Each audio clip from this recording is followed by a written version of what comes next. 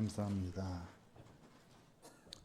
복된 주일 아침, 또 무더운 여름 가운데 고생하시다가 이 아침 주님께 예배하러 나오신 모든 성도 여러분들을 우리 구주 예수 그리스도의 이름으로 축복합니다. 이 무더운 여름날 주님께서 주시는 은혜에 힘입어 강건하게 시원하게 보내실 수 있기를 축복합니다. 우리 옆에 분들과 좌우에 계신 분들, 앞뒤에 계신 분들과 함께 인사하실까요? 감사합니다. 잘 나오셨습니다. 축복합니다. 그리고 함께 이렇게 이야기 나눴으면 좋겠습니다. 당신을 위해 주시는 하나님의 말씀입니다. 당신을 위해 주시는 하나님의 말씀입니다. 잘 들으시기 바랍니다. 네, 서로에게 해주는 거예요. 나에게는 해당사항 없고 옆에 사람에게만 해당되는 게 아니라 우리 모두에게 각자에 다 해당되는데 특별히 우리가 옆에 사람에게 대신 해주는 말입니다. 다시 한번 당신을 위해 주시는 하나님의 말씀입니다. 잘 들으시기 바랍니다.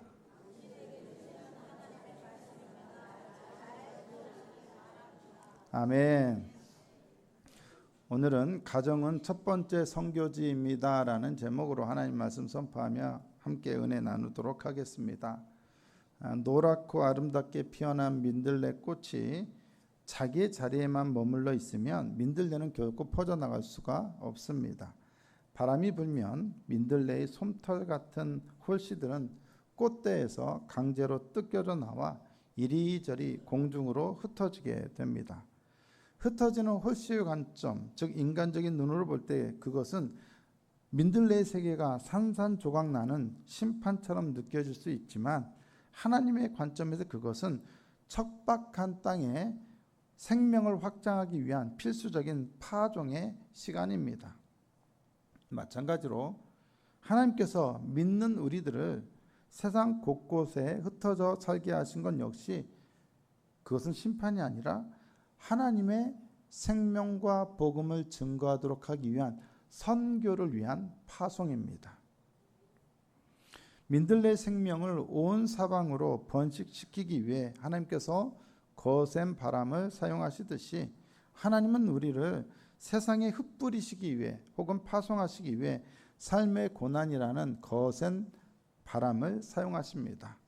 그렇게 우리는 믿음 때문에 갖가지 고난을 당하면서도 하나님께서 우리를 부르시는 그때까지 우리의 남은 날들을 하나님께서 우리를 흩으신 이 세상의 나그네요 거류민으로 살아가야 합니다.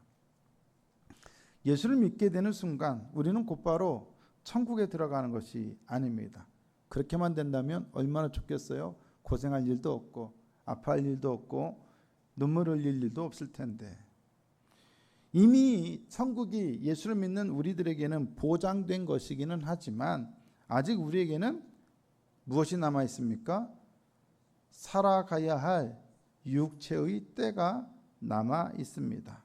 이 육체의 남은 때가 다 끝나야 채워져야 우리는 하나님 나라에 들어가며 하나님을 볼 수가 있습니다.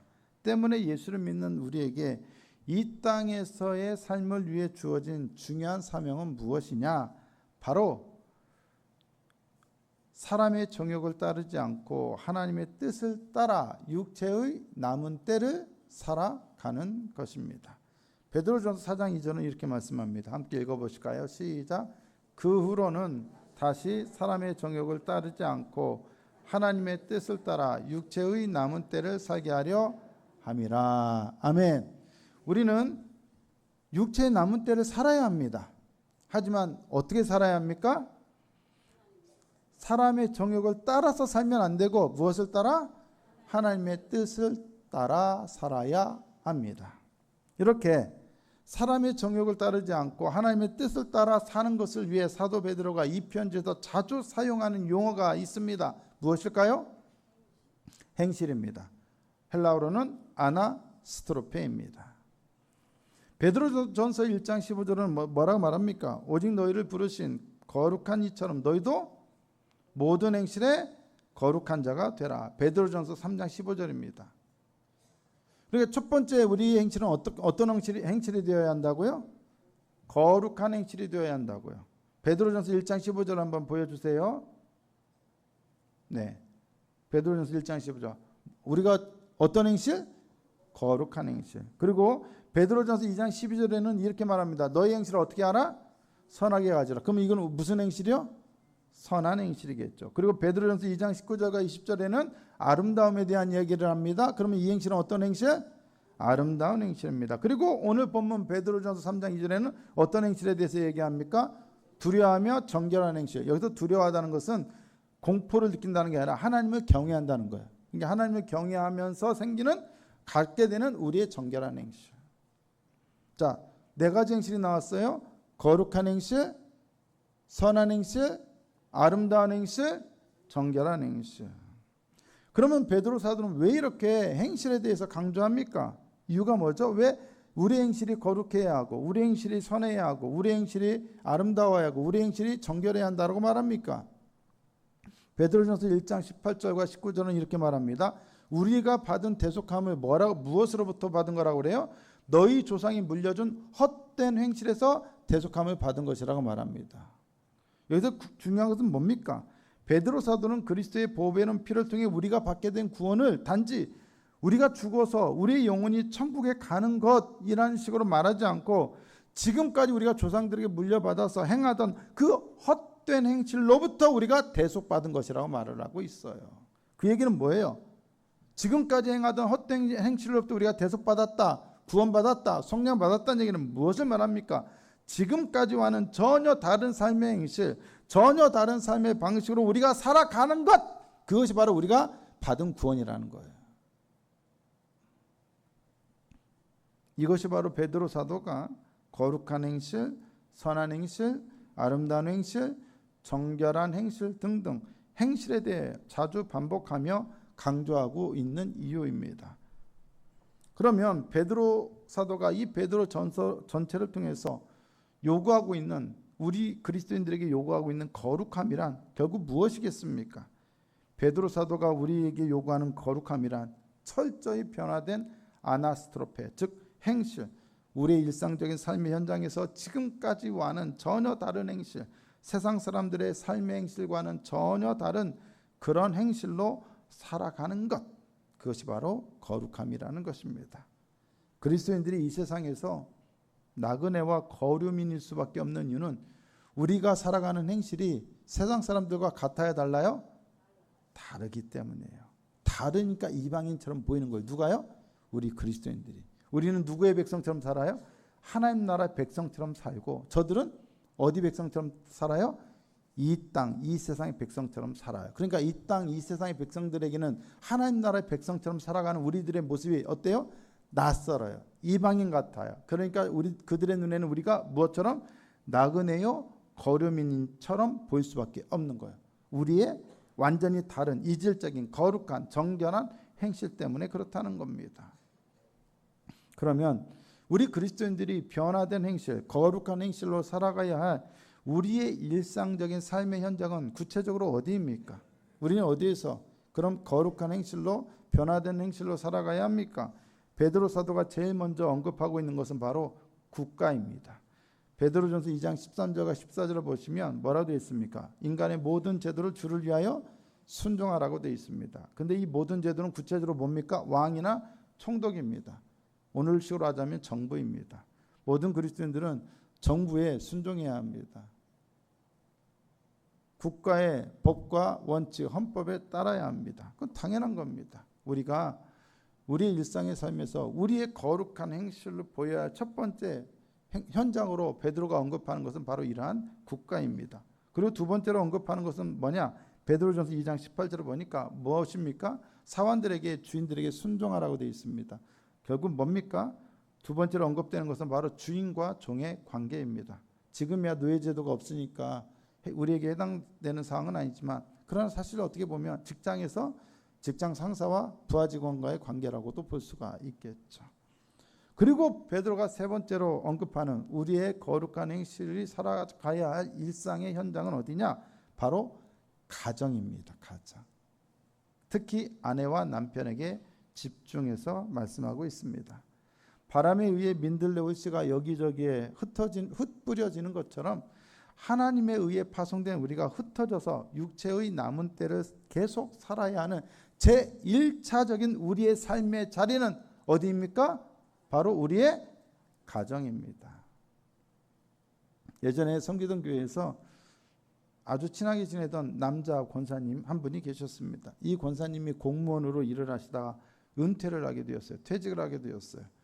퇴직을 앞두고 어느 날 저에게 찾아와서 목사님, 제가 은퇴 후에 이제 어떤 사역을 하면 좋겠습니까? 라고 묻습니다. 이분은 중고등부 부장으로 섬기셨고 또 전도라든가 중보기도회라든가 열심히 교회에서 다양한 사역을 해오셨던 분입니다. 자기가 은퇴하면 아무래도 시간이 많게 될 테니 교회에서 좀 더 많은 사역을 감당하고 싶으셨던 것이겠죠. 그런 생각이 저에게 교회에서 어떤 사역하면 좋겠느냐라는 취지로 물어보셨겠죠.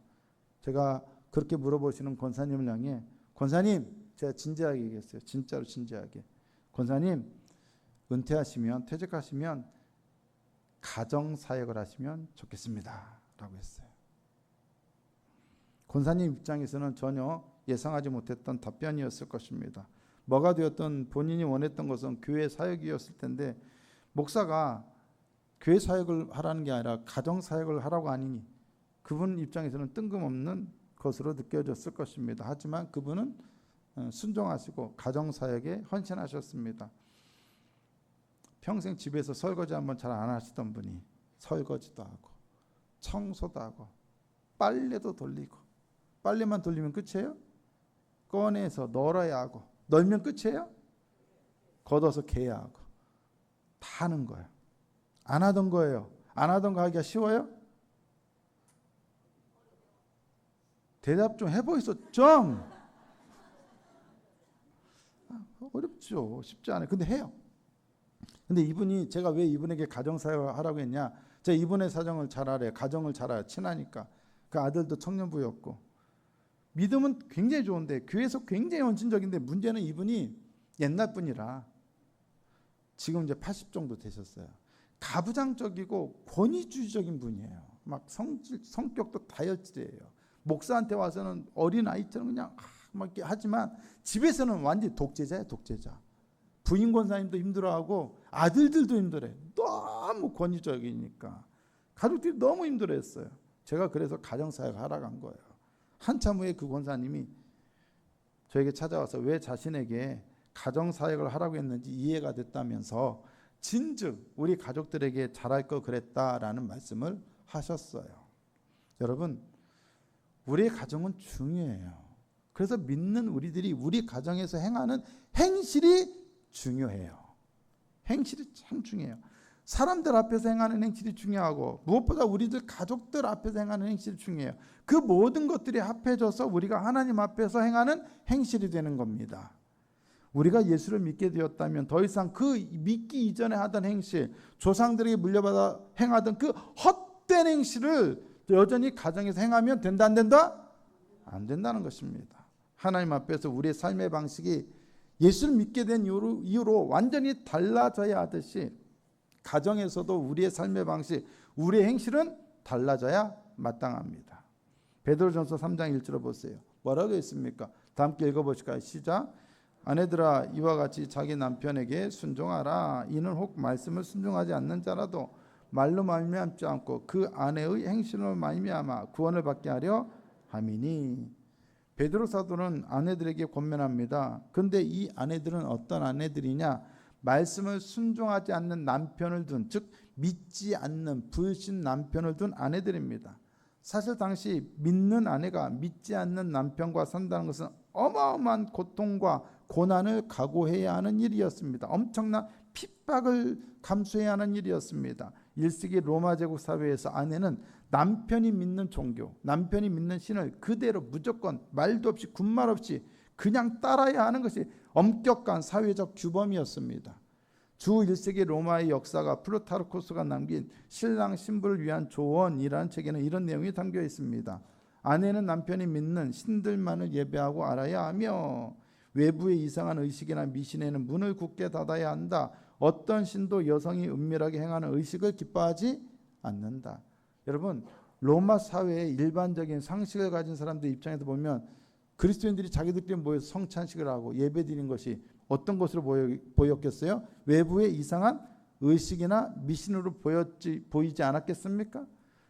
남편에게 허락도 없이 동의도 없이 가가지고 그런 모임에 가서 예배드리며 남편들이 가만히 있을 수 있었겠습니까? 내가 믿는 신, 로마의 신을 따르는 것도 아니고 섬기는 것도 아니고 어디 듣도 보도 못한 족보도 없는 그리스도라는 어떤 존재를 섬긴다 하니 남편들이 그거 듣고 가만히 있을 수 있어요? 이놈의 여편네 하면서 딱 이런 식으로 막 옛날 우리 어른들이 나오던 방식으로 그렇게 반응하지 않았겠습니까? 어디 감히 남편의 명예를 바깥에 나가가지고 실추시키고 있냐고. 이거는 개인의 신앙의 문제가 아니었습니다. 이거는 남편의 권위에 대한 반역이자 가정의 질서를 어지럽히고 가문의 명예를 실추시키는 심각한 사회적 스캔들이자 사회 질서에 대한 위협으로 간주되었습니다. 어떤 남편이 이런 상황에서 가만히 있습니까? 어떻게 자기 아내를 그냥 두겠습니까? 당시 사회는 철저히 남성 중심의 가부장적인 사회였고 한 집안의 가장에게는 아내와 자녀, 노예들에 대한 생사 여탈권이 주어져 있었습니다. 남편이 혹은 아버지가 죽으라면 죽어야 하고 나가라면 나가야 합니다. 신앙 때문에 믿는 아내들은 모진 고난과 고통을 당해야 했습니다. 그런데 그런 상황에 처해 있던 아내들에게 베드로 사도는 뭐라고 말합니까? 이와 같이 자기 남편에게 순종하라고 말합니다. 이와 같이란 지난주에 살펴봤던 것처럼 억울하고 부당한 고난 속에서도 욕하시거나 위협하지 않으셨던 그리스도와 같이라는 의미입니다. 그리스도처럼 너희 아내들도 너희 믿지 않는 남편 때문에 비록 엄청난 고난과 억울한 고난을 당한다 할지라도 남편에게 순종해라. 남편의 권위를 인정하라는 거예요. 순종한다는 것은 자발적으로 자신을 남편의 권위 아래에 둔다는 것을 의미합니다. 그런데 중요한 것은 이 순종이 무엇 때문이냐 이거예요. 무엇을 목적으로 하는 순종이냐는 거예요. 이 순종은 당시의 폭력적이고 강압적인 가부장적인 그 권위를 세워주기 위함이 아니라 뭐 때문이냐? 불신 남편의 영혼을 구원하기 위함이라는 거예요. 마치 그리스도께서 우리 죄인들을 구원하시기 위해 십자가를 지셨던 것처럼 믿음의 아내들 역시 불신 남편의 구원을 위해 순종하라는 거예요. 그런데 여기서 정말 중요한 것은 이 믿는 아내가 무엇을 통해 이 불신 남편을 구원해야 하는가 하는 것입니다. 뭐라고 되어 있습니까? 다시 한번 말씀 보여주시겠어요? 베드로전 3장 1절 베드로전 3장 1절 다시 한번 보여주세요. 뭐라고 되어 있습니까? 무엇으로요? 말로 말지 않고 그 아내의 행실로 말미암아 구원을 받게 하라 이거예요. 결국 뭡니까? 말이 아닌 무엇으로? 행실로. 말이 아닌 행실로. 여기서 우리는 또다시 행실의 중요성에 대해 직면하게 됩니다. 불신 남편의 적대감을 무장해제시키고 그 영혼을 구원하는 가장 강력한 무기는 말이 아니라 복음으로 철저히 변화된 아내의 아나스트로페, 즉 행실, 삶의 방식입니다. 베드로전서 3장 2절은 이렇게 말합니다.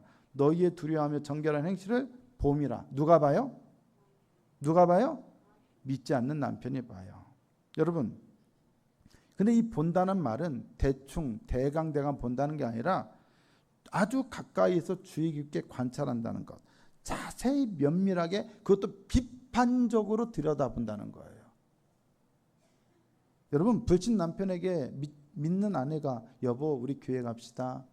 오늘 목사님 가서 설교했는데 이런 말씀이 너무 좋더라고요. 여러분, 기독교 신앙은 이런 거예요. 좋은 말로 아무리 좋은 말로 해도 남편이 귀를 딱 닫고 들어야 안 들어요? 안 들어요.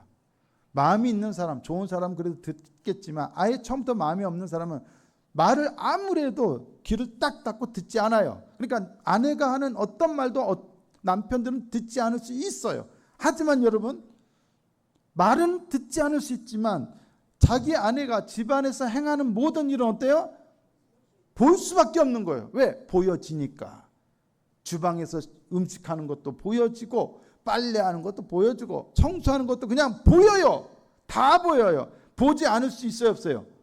없다는 거예요. 매일매일 그걸 보는 거란 말이에요. 그런데 그렇게 이 남편, 믿지 않는 남편의 눈에 보이는 그 아내의 삶이 하나님을 경외하는 정결한 행실이라면 거룩하고 선하고 아름다운 행실이라면 바로 그 행실 때문에 불신 남편이 어떻게 된다? 변화될 수밖에 없다는 것입니다. 불신 남편은 믿는 아내의 그 변화된 삶, 세상 사람들과 완전히 다른 그 거룩한 삶, 두려워하며 정결한 행실을 관찰함으로써 비로소 그 아내의 삶 이면에 있는 무엇을 보게 됩니까? 복음을, 예수 그리스도를 보게 된다는 것입니다. 그래서 베드로 사도는 여인들에게, 아내들에게 단장을 하는데, 단장할 거면 머리 장식이나 금 장식이나 아름다운 옷을 하지 말고 마음에 숨은 사람, 즉 너희의 속 사람을 단장하라고 베드로전서 3장 3절에서 4절에서 권면하고 있는 것입니다. 우리 속에 있는 것은 무엇이든지 우리의 삶에서 우리의 겉으로 바깥으로 다 드러나게 되어 있습니다. 지난주에 같이 나누었듯이 우리 속에 하나님의 은혜, 즉 카리스가 가득하면 그것은 반드시 우리의 겉으로 바깥으로 무엇으로 드러나요? 아름다움. 카리스는 아름다움이라는 뜻이라고 했죠. 은혜라는 뜻도 있고 아름다움이라는 뜻도 있다고 했죠. 우리의 겉으로, 우리 속에 있는 카리스가 우리 겉으로 아름다움으로, 카리스로 드러날 수밖에 없습니다. 베드로 사도는 머리나 금장식이나 옷이 아니라 남편에게 순종함으로 자기를 단장했던 성경의 인물로 누구를 들고 있느냐? 아브라함의 아내였던 사라를 들고 있습니다. 베드로전서 3장 6절에 사라가 아브라함을 주라 칭하여 순종한 것 같이 너희는 선을 행하고 아무 두려운 일에도 놀라지 아니하면 그의 딸 사라의 딸이 된 것이니라. 너희 모두도 사라의 딸이 되라는 거예요. 사라처럼 행해서. 순종하다는 말은 먼마 아래에서 주의 깊게 듣다라는 의미입니다. 이것은 사라가 아브라함의 말에 귀를 기울이고 그 권위를 존중하며 따랐던 행동을 가리킵니다.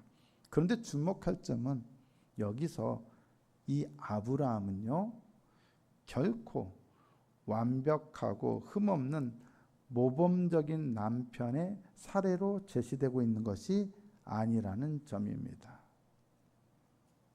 여러분, 남편으로서 아브라함에게 흠이 있었습니까? 없었습니까? 어떤 흠이 있었죠? 그렇죠. 자신의 목숨을 건지기 위해 몇 번씩이나? 2번씩이나, 한 번은 애굽에서 한 번은 그랄에서 사라를, 자기 아내인 사라를, 그 당시는 사례였고 첫 번째는 사례였죠. 사라를 거짓으로 누이라고 속여서 아내를 매우 큰 위험에 빠뜨렸습니다. 그는 남편으로서 큰 결함을 보였던 인물입니다. 여기에서만큼은 이 아브라함은 완벽한 흠없는 남편이라기보다 베드로전서 3장 1절에 나오는 말씀에 순종하지 않는 자의 원형으로 간주됩니다. 그리고 사라는 그 남편의 부당한 대우 속에서도 궁극적으로 하나님께 소망을 두었기 때문에 남편에게 순종할 수 있었던 아내의 원형으로 제시되고 있습니다. 이 사라는 하나님께 소망을 두었기 때문에 선을 행하고 아무 두려운 일에도 놀라지 않을 수 있었던 것입니다. 아무 두려운 일이라는 것은 남편 아브라함 때문에 큰 위기를 겪었던 사라처럼 불신 남편들 때문에 믿는 아내들이 당해야 했던 끔찍한 폭력과 학대와 핍박과 공포와 삶의 고난을 의미합니다. 옛날에 심할 때는 정말로 믿음 때문에 핍박받던 어머니들 얼마나 모진 고난과 고초와 핍박을 당했습니까? 말도 안 되는 핍박을 당했습니다. 그게 최근에 몇십 년 전 우리나라에서 있었던 일이라면 그 오랜 옛날 고대 시절에 남편의 권위가 거의 법처럼 통하던 그 시대에, 그때 이 시대에, 베드로 시대에 그 아내들은 얼마나 모진 고통과 아픔과 눈물과 핍박을 당해야만 했겠습니까? 공포스러운 괴로움이었을 거예요. 패닉에 빠질 만한 상황이었을 거예요. 그런 상황에서도 믿는 아내들이 사라처럼 남편에게 순종한다면 그녀들은 모두 사라의 딸이 될 것이라는 겁니다. 그런데 어떻게 그런 공포스러운 상황, 두려운 상황에서도 남편에게 순종할 수 있을까요? 그것은 바로 믿는 아내들이 평소에 머리 장식이나 금 장식이나 비싼 옷과 같이 썩어질 것으로 자기를 단장했기 때문이 아니라 온유하고 안정한 심령에 썩지 아니할 것으로 자기를 단장해 왔기 때문입니다. 베드로전서 3장 4절을 보실까요? 함께 읽어봅니다. 시작. 오직 마음에 숨은 사람을 온유하고 안정한 심령에 썩지 아니할 것으로 알아. 이는 하나님 앞에 값진 것이라. 무엇으로 단장을 하라고요? 온유하고 안정한 심령에 썩지 아니할 것으로 단장을 하는 거죠. 어떤 나라의 임금이 화가들을 모아놓고 평안을 주제로 가장 완벽한 그림을 그리는 사람에게 큰 상을 내리겠다라고 했습니다. 평안. 여러분들이라면 평안이라고 하는 주제를 주면 어떤 그림을 그리고 싶으시겠어요? 어떤 그림을 그리시겠어요? 평안. 많은 화가들이 잔잔한 호수 아니면 해가 지는 평온한 초원 같은 고요한 초원 이런 것들을 생각하며 평안을 주제로 그림을 그렸습니다. 하지만 이 임금은 다른 그림을 1등으로 뽑았습니다. 그가 뽑았던 그림은 어떤 그림이었느냐? 험난한 폭포수가 쏟아지는 절벽에 거기다가 거센 폭풍우가 몰아치고 번개가 번쩍번쩍 찌는 두려운 풍경이었습니다. 그런데 그 쏟아지는 폭포수 옆 벼랑 끝 작은 바위 틈에 새 둥지가 있고 그 안에 어미새 한 마리가 그 거센 빗줄기에도 아랑곳하지 않고 자기 새끼를 품에 품은 채 평온하게 잠들어 있었던 그런 그림이었습니다. 베드로 사도가 믿는 아내들에게 권면한 온유하고 안정한 심령이란 인생에 아무런 문제가 없는 마치 온실 속의 안일함, 평온함 같은 그런 평온함이 아닙니다. 그것은 오히려 불신 남편의 영적인 무지나 불신 남편의 박해 때문에 이 가정에 닥쳐오는 엄청난 두려운 일, 엄청난 학대, 폭력, 폭풍 속에서도 전능하신 하나님을 신뢰하기 때문에 결코 흔들리지 않는 그러한 심령을 가리킵니다. 이러한 내면의 안정감이야말로 세상이 결코 흉내낼 수 없는 그리스도인들의 진정한 아름다움, 카리스라는 것입니다.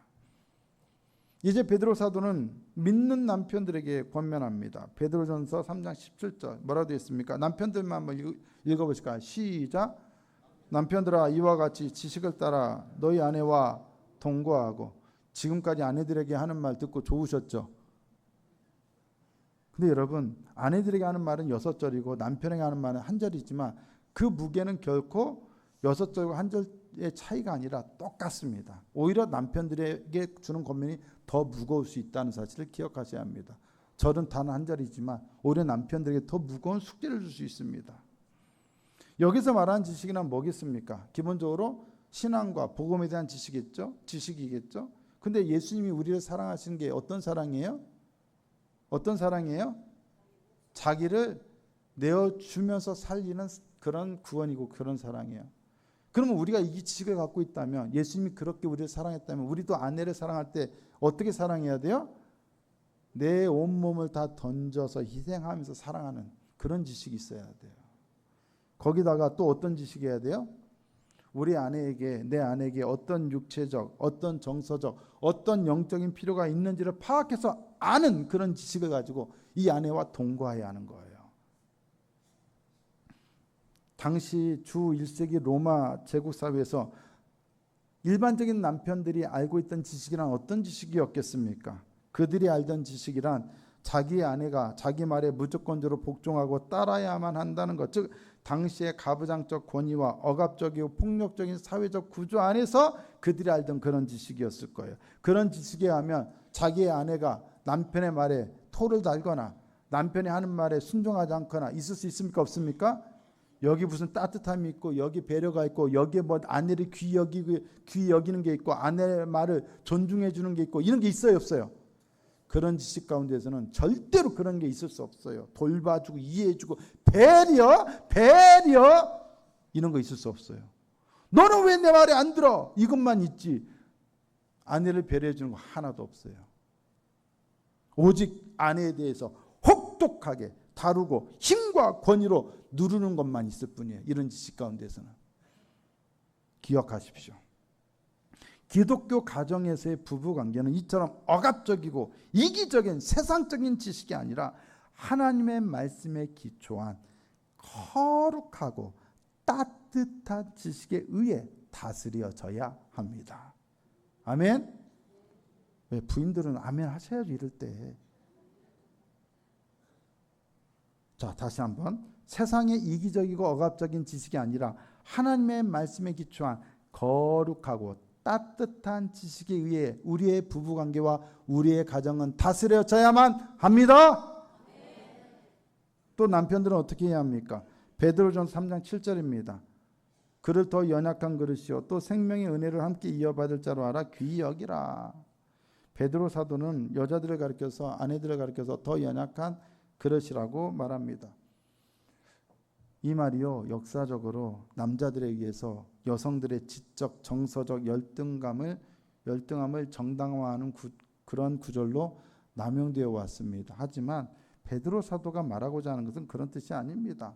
주 1세기 당시 사회에서 여성들은 남성들에 비해서 사회적, 경제적, 정치적으로 훨씬 더 불리하고 취약한 상황에 처해 있었습니다.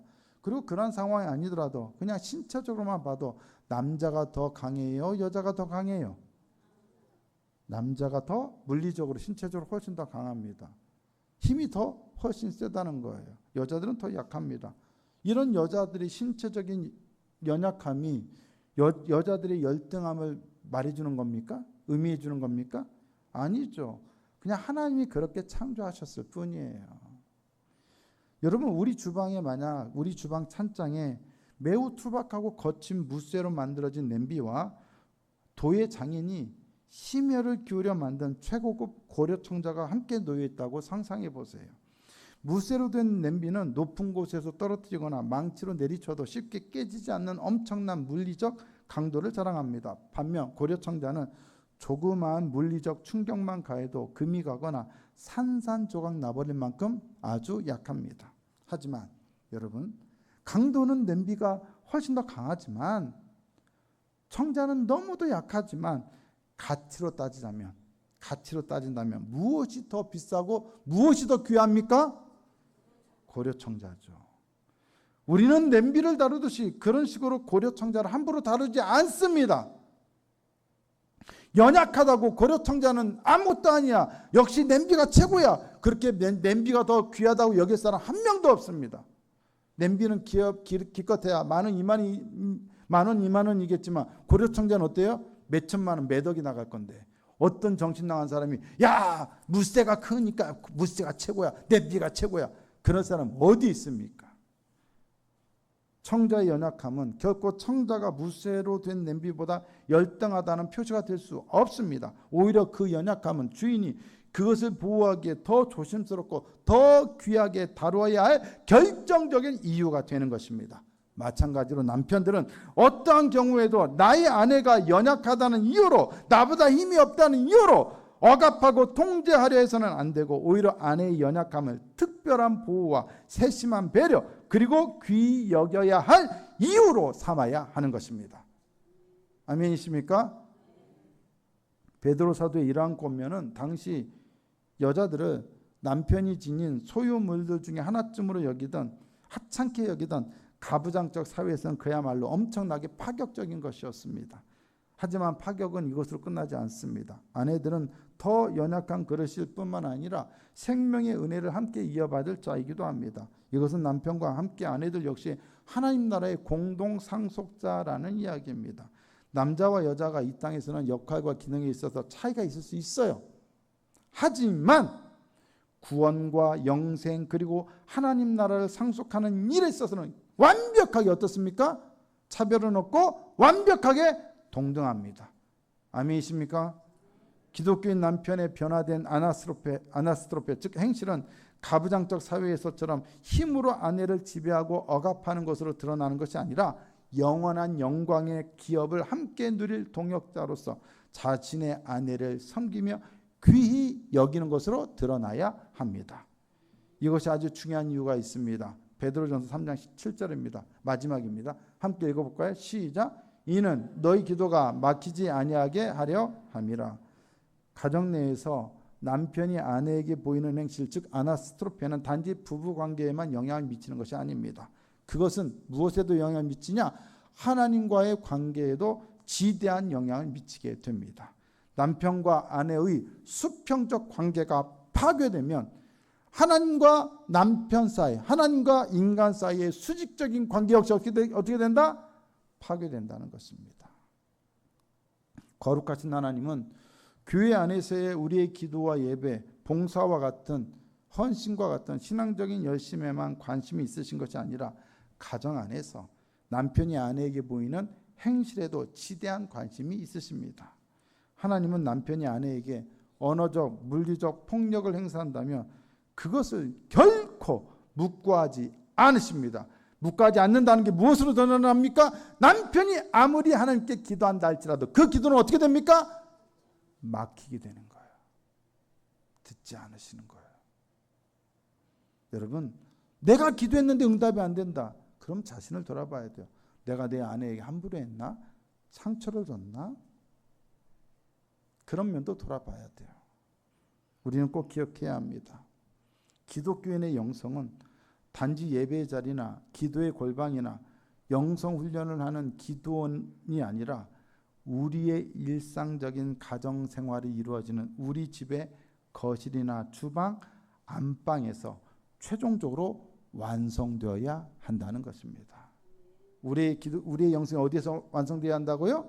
예배당이 아닌 식탁, 즉 가정에서 일상의 삶에서 완성되어야 한다는 것입니다. 누구나 교회에서는 다 은혜로운 척, 거룩한 척 할 수 있어요. 근데 집에 가면 다 있는 그대로 다 노출되거든요. 부부관계의 질서가 복음으로 바로 서지 않고서는 진정한 영적인 부흥과 기도의 능력을 경험할 수 없습니다. 가정은 그리스도인의 구원받은 삶, 즉 변화된 아나스트로페가 가장 투명하고도 적나라하게 노출되는 첫 번째 공간입니다. 사람들의 눈이 많은 곳에서는 얼마든지 행실을 그럴듯하게 가식적으로라도 외식적으로라도 꾸밀 수가 있어요. 하지만 가정에서는 그런 게 없어요. 여러분 가정 집에 돌아가시면 여기서는 제가 양복 입고 이렇게 이 칼라, 성직자 칼라 있는 거 입고 있죠. 어떤 권사님은 감사하게도 제가 이거 입었다가 멋있어 보인대요. 멋있어 보이라고 하는 건 아니에요, 사실은. 근데 여러분, 제가 집에서도 이렇게 입고 있겠습니까? 집에서 이러고 여보 밥 먹읍시다 이러겠어요? 여보 잠자리 듭시다 이러겠어요? 집에서 뭐 입고 있어요, 여러분? 남편들 뭐 입고 계십니까? 장님들, 우리 집사님들 뭐 입고 계십니까? 네? 편안함을 입고 계시죠. 네, 저 집에서 속옷 위에 런닝만 걸치고 있고요. 왜? 반팔도 더워. 런닝만 입고 그냥 반바지 입고 있죠. 그냥 있는 모습 그대로 다 적나라하게 노출돼요. 우리의 내면에 숨은 사람이 여과 없이 그대로 드러나게 돼요. 그러므로 성도들은 교회나 세상에서 거창한 영적인 사역을 행하기 전에 먼저 가장 가까운 배우자와 가족들에게 정결한 행실을 보임으로써 그리스도의 십자가 복음이야말로 참 생명이고 참 능력인 것을 증명해내야 합니다.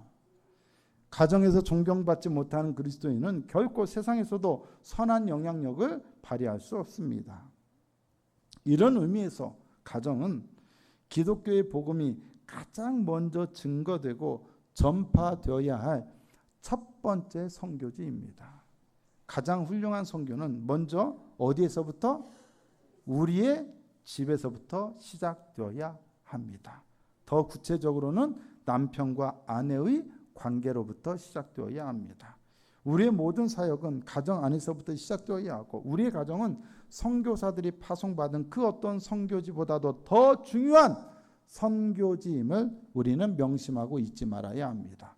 우리가 밥을 먹고 잠을 자는 평범한 가정이야말로 하나님께서 우리를 파송하신 영적인 선교지입니다.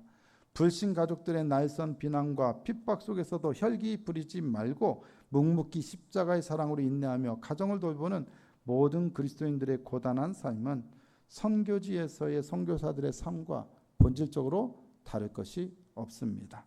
꼭 비행기를 타고 선교지로 나가야만 선교하는 게 아닙니다. 오히려 매일 가족들과 같이 밥을 먹는 식탁과 가족들이 옹기종기 모여 담소 나누거나 TV 보는 거실이야말로 우리가 선교해야만 하는 첫 번째 삶의 자리입니다. 그리고 가정 선교를 위한 우리의 최고의 무기는 무엇입니까? 말이 아닌 우리의 변화된 행실, 아나스트로페입니다. 복음을 말로만 전하려 하지 말고 무엇으로? 삶으로, 행실로 보여줘야 합니다. 아멘. 그래서 마무리합시다. 함께 마무리하실까요? 어떻게 마무리하실까요? 지난주처럼 좀으로 마무리한다면 어떻게 할까요? 보여주입시다. 점. 옆에 사람과 함께 보여주입시다. 점. 복음을 삶으로 보여주입시다. 점.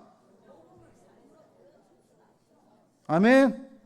그렇게 되어 여러분의 가정과 여러분의 자녀들과 여러분의 부부관계가 놀라운 천국과 같은 행복한 그런 축복의 삶의 자리가 될 수 있기를 예수님의 이름으로 축복합니다.